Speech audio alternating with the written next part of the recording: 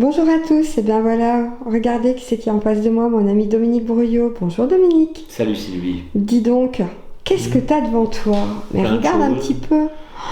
Waouh. Plein de choses. Il y en a un bureau complet cette fois-ci. Oui. Allez. Ah, puis il manque le Dijon Capital aussi, tiens. Ah bah voilà, bah je l'ai Ouais. pas. Bon, bah écoute, on parlera une autre fois, c'est pas grave. Bon, on se revoit de toute façon toute cette semaine, alors Oui. on passe la semaine ensemble. C'est ça. Ça va jaser, hein, je te préviens. Ah bah tiens, Professionnellement, je précise quand même. oui. Allez, on attaque par lequel? Les maires? Les mers? Allez, tu nous le montres? Alors ça, oui, c'est un numéro spécial que nous avons réalisé à l'occasion du Congrès national des maires qui s'est déroulé donc mi-octobre à Saint-Julien et à Arceaux. Et avec Bruno Bettenot, notamment qui est président de l'association des maires ruraux de Côte d'Or, il m'a dit, écoute, autour de la réalité des maires ruraux, il y a plein de gens qui travaillent, qui s'activent. Il y a la question de la transition énergétique, il y a la question aussi de l'avenir de la ruralité dans sa globalité, de l'équilibre social, de tout ce qui est un peu oublié pendant qu'on dissout l'Assemblée nationale finalement, voilà. Tous ces points-là, parce que pendant qu'il y a une partie de la France qui est bien visible, qui se bat sur le terrain politique, ben, il y a l'autre qui continue à bosser. Et celle qui continue à bosser, ben, c'est tous ces maires, tous ces élus, pour la plupart, enfin à 90-15%, qui sont des bénévoles, des volontaires. Ben oui, ne pas l'oublier, sans eux, qui s'occuperaient du jardin de la France. Donc c'était intéressant de mettre un zoom sur tout ça. Le congrès a été un carton, était génial, mais vraiment génial. Tant et si bien qu'on prépare actuellement un numéro qui sera post-congrès, mais qui posera les problématiques qui ont été mises au jour pendant le congrès et qui sera envoyé à 16 000 élus dans toute la France, dont 13 000 adhérents à l'AMRF, qui est l'association des maires ruraux de France basée à Lyon, avec son président Michel Fournier. Et nous avons un accord avec la MRF pour justement poursuivre notre approche éditoriale du sujet. Et c'est un numéro qui fera grand bruit, qui nous sortira effectivement un peu de notre territoire habituel, puisqu'il aura une dimension nationale. Voilà. C'est pour quand? Là, c'est en train de se faire. Ça devrait partir fin novembre. Voilà. Donc 13 001 exemplaires, parce que naturellement il y en aura 16 000, parce qu'il y en a 13 000 maires et 3 000 autres élus. 16 001, parce qu'il y en aura un pour moi, bien Oui, évidemment, bien sûr. parce qu'on en parlera. Ouais, bah, sur 16 000, on trouve toujours quelques-uns. Allez, on continue? Oui. Alors, on va sur lequel? Il y en a tellement qu'on ne sait plus par où continuer. Bah, le DVM qui vient de sortir, avec deux versions de couverture. Il y en a une troisième aussi localisée sur Morceau. Tu nous les montres? La chaîne de Morceau, elle doit être par là-bas, mais bah oui, mais écoute. En tout cas, il y a ça, c'est la couverture que nous voyons sur Dijon, qui profite de l'élan insufflé par l'installation de l'OIV, la foire gastronomique, etc. Qui va commencer là d'ailleurs. Qui va demain. commencer, absolument. Et puis ici, plus en relation avec la vente des hospices, Beaune, et un Alain Sugno qui ressemble à Philippe Manœuvre d'ailleurs, si on regarde bien. Hein, voilà, très rigolo. Tu veux bien nous le lever, qu'on le voit bien? Ah oui. Non, mais- alors, Que j'ai retrouvé hier à la Sugno avec plaisir pour l'inauguration de la boutique des chocolats du Fou à Beaune. il doit faire le fier. Là. Ah, mais il est adorable. C'est vrai que là, franchement, il se la joue, hein, quand même. Bah oui, bon, après, on sait très bien que ça provoque toujours des réactions, ce genre de choses. Oui, Nous, on oui. fait notre boulot, quoi. Après, Tout à ce que fait. pensent les gens, c'est autre chose. Voilà. C'est pas la même chose. Peut-être qu'il veut se reconvertir en comédien, qui sait? Non, Ou en il faut réalisateur. se souvenir quand même qu'il sait un peu jouer de la guitare. Et, Oui, un voilà. peu beaucoup même. Voilà, donc il a quand même ça, pour lui. Voilà, puis après, donc, les deux thèmes centraux, je viens de les évoquer, hein, c'est les hospices de Beaune et puis la foire et puis la mutation vineuse de Dijon. Et ben, ce numéro est en cours de diffusion. Vous le trouvez comme d'habitude partout, dans plusieurs centaines de points. Gratuitement. Gratuitement, mais oui, parce qu'on fait aussi du payant.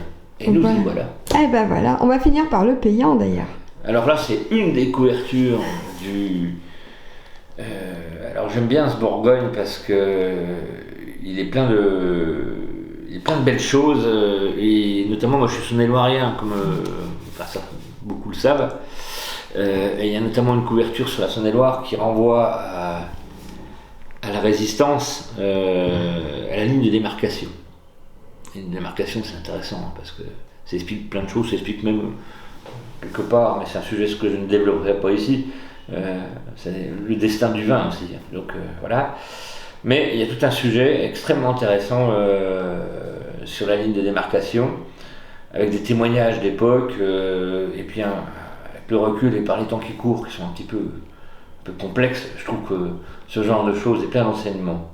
Pour le reste, on a un zoom sur la truffe à Châtillon. Alors le week-end dernier, j'ai eu l'honneur de faire partie du jury des œufs brouillés à la truffe. Génial. C'est le point de départ d'un concours qui a appelé à mon avis à Châtillon un bel avenir. Et puis on a aussi une galerie de portraits sur ces bourguignons du monde. Alors parmi lesquels, puisqu'on est en Côte d'Or, il y a notamment un portrait de Jean-Charles Boisset qui est devenu un des grands ténors du vin aux États-Unis et notamment en Californie. Voilà, on a une galerie de portraits, on a aussi les moines de Cîteaux qui ont participé à la refondation de l'ordre de Cîteaux. Donc oui, c'est très, très hétéroclite, très... Comme d'habitude, voilà, et très enrichissant en même temps. Et ça montre qu'on n'est pas non plus enfermé dans nos frontières, quoi. C'est qu'on a aussi une vision de la Bourgogne qui est à la fois contemporaine et puis ouverte sur le monde. Voilà. On peut aussi parler des couvertures, parce que... Ouais. Voilà. Ouais, bien sûr. Alors pourquoi on fait plusieurs couvertures ? D'abord parce qu'il ne faut pas se cacher derrière son petit doigt. La diffusion de la presse payante, elle en a pris plein les dents ces dernières années. Il y a eu le bashing tabac, évidemment, qui a allégé le réseau de distribution. Il y a aussi un rapport à la lecture qui a changé, je ne vais pas développer ça non plus. On a des générations aujourd'hui qu'il faut reconquérir sur ce terrain-là, mais je suis plutôt confiant parce que ce qui émerge en fait dans le kiosque, c'est le magazine qui a un peu une dimension d'objet. C'est ce qu'on fait, ça tombe bien, c'est-à-dire que qui est beau, qui a de la matière.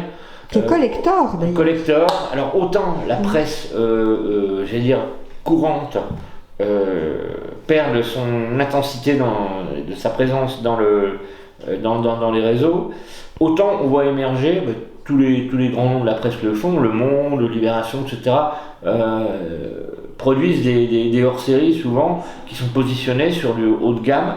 Et en fait, qu'est-ce qui nous distingue de la presse gratuite dans ce cas-là ? C'est que notre client, c'est pas l'annonceur qui finance le magazine, c'est bien le lecteur qui, par un acte d'achat, c'est 10 € pour un numéro courant de Bourgogne Magazine, c'est 12 ou 15 € sur les hors-séries. Alors justement, là, on en a les hors-séries, un. Voilà, par exemple, dans celui-ci. Alors, même contenu, mais génial par définition. On a fait une galerie de portraits de tous les gens qui contribuaient au génie de la Bourgogne-Franche-Comté. Alors, les Francs-Comtois ont dans leur kiosque cette couverture. On voit en avant la famille Peugeot, là, quand même. Peugeot, oui. C'est chez moi, ça, parce que je suis née à Montbéliard. Oui, c'est chez moi. Oui, j'ai toujours ressenti un petit côté comme ça. Avec un super musée, d'ailleurs, à Sochaux, je tiens à le dire. Peugeot. Oui. Et puis c'est une aventure mythique, extraordinaire.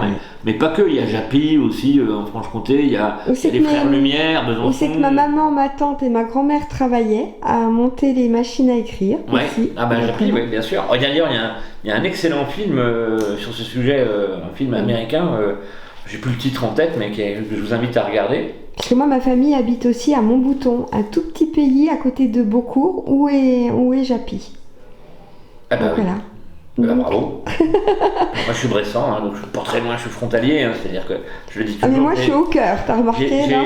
J'ai biberonné étant jeune à la fois au Château Chalon et à la Côte Chalonnaise, donc cette culture birégionale, elle nous incarne. Et donc ce numéro, moi je l'aime beaucoup. Faites-le connaître, parce que il vaut la peine, et quand on l'a essayé, c'est d'adopter. Moi je le vois, j'ai plein de relations, plein de copains qui, quand ils ont mis le nez dedans, se sont dit mais attends, mais c'est presque un cadeau quoi, à faire. Alors, qu'est-ce qu'on retrouve dedans? Dis-moi. Et ben voilà, des portraits, mais alors pas des moitiés de portraits, des vrais portraits. Tiens, voilà, toi, les frères Lumière, par exemple, avec des sujets magazines. Moi, ce que j'aime, c'est le papier aussi. C'est très agréable quand tu tournes les pages. Je dis, c'est vraiment collector, quoi. Bah, ce que je revendique aussi, c'est qu'il y a une qualité d'écriture, de mise en page, iconographique. On est à mi-chemin entre le magazine et le livre, quelque part. C'est conçu comme un livre, d'ailleurs. Et je pense qu'on n'a même pas à rougir de la production par rapport à la production de T'as livres. une super équipe quand même. Bah, évidemment. Que ce soit ceux qui mettent en page, que ce soit les photographes, que ce soit... Enfin, t'as une équipe géniale. On est encore dans une démarche, alors parfois on nous traite de fous, mais et c'est compliqué, et c'est engageant, et c'est parfois épuisant, et parfois c'est décourageant aussi, parce que on est dans un monde qui aime la facilité, qui n'est pas forcément vers le fond des choses.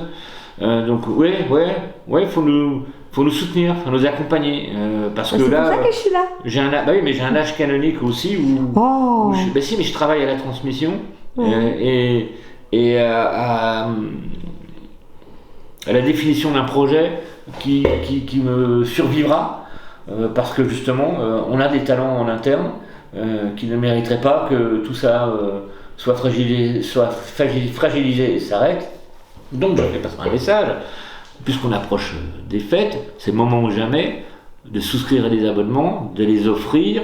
On installe d'ailleurs, pour la petite histoire, en ce moment on est en train d'installer le prélèvement automatique, comme ça simplifie les choses. On développera sans doute la dématérialisation des sujets, mais en attendant, quel plaisir de recevoir chez soi, empaqueté, un magazine que...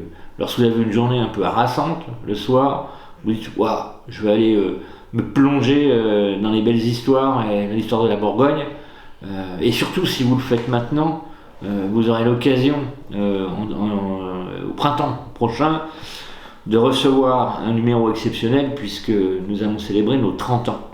D'accord. Et là, on est en train de travailler sur un projet éditorial qui est absolument... qui est très excitant, et qui mettra en perspective non pas que le côté historique, mais aussi toute la dimension de l'engagement que Bourgogne Magazine représente depuis 30 ans dans cette région. Alors moi j'ai eu la chance de visiter avec toi la cave en bas, et j'avoue que c'est impressionnant. La cave se rebiffe. Oui, la cave se rebiffe aussi, mais tous les magazines qui sont en bas, et quand tu m'avais fait visiter, c'était vraiment un honneur de pouvoir pousser cette porte et de voir tous les magazines qui sont sortis depuis des années. Oui, la Bourgogne, mais pas seulement, parce que j'ai eu d'autres aventures, mais mon fil rouge, ça reste quand même... la Bourgogne, c'est ma région, j'en suis militant, peut-être de manière exagérée, diront certains, mais on s'en fout, c'est pas bien grave. Le principal, c'est qu'on parle de toi. Et du magazine en général. Le magazine de moi, je m'en ai un peu rien à foutre. Hein. Mais en fait, t'es quand même associé. Dominique Broyot, c'est des magazines qui collent à la peau. J'essaye d'organiser les choses de manière à ce que ce qui a une valeur fondamentale dans notre travail se traduise dans le temps par quelque chose d'institutionnalisé, mais en même temps très créatif et durable. Voilà. Donc c'est vraiment ce travail-là que je fais, et c'est pour ça que j'en appelle une fois de plus au soutien, parce que on en est là quand même quelque part. On voit tellement de choses disparaître. On est quand même. Enfin, je le rappelle, je vais encore choquer un peu, mais je m'en fous. Étonnant. Pour moi, la première définition de la Bourgogne, c'est pas le vin, c'est que c'est le berceau de l'Occident chrétien. C'est que l'uni, c'est Cîteaux. Voilà ce qu'on défend aussi. On défend une civilisation.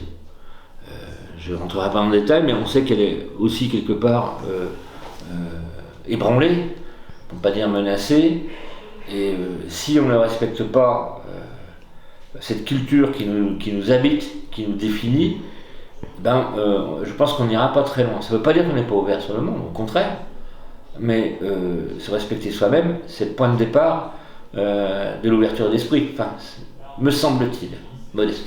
Voilà, je crois que c'est une bonne chute. Oui, il y a toujours de bonnes chutes. De toute façon, avec toi, t'es la personne que j'apprends le plus à interviewer parce qu'on sait jamais où c'est qu'on va se terminer et comment ça va se passer. Parce que moi je dis toujours, t'es mon Wikipédia à moi. Ah oui, oui, oui. Sincèrement, ouais. Oui, Wikipédia, bon, c'est bien pour puiser de l'information au premier niveau, mais bon. Ah oui, mais toi t'es à tous les niveaux. Ouais. T'es du premier jusqu'au dernier niveau, donc voilà. Alors, est-ce qu'on a encore quelque chose à rajouter? Ça va aller, je crois. Hein. Ouais. Hein, on va pas fatiguer les gens. Faut que... Puis surtout que demain on va se revoir, on va encore faire un grand reportage. Ouais. Intéressant, à Brasserie de France. À Brasserie de France avec un débat justement sur l'avenir de l'industrie en Bourgogne avec des intervenants de très haut niveau. Donc voilà, ça sera un grand moment, je pense. Voilà. Et que je pourrais relayer, bien évidemment, grâce à toi. Absolument. Et bah écoute, je vais te laisser parce que je sais que tu es très occupé comme d'habitude. Merci à toi Dominique et puis à demain pour de nouvelles aventures. Yes. Bye bye. Bye bye.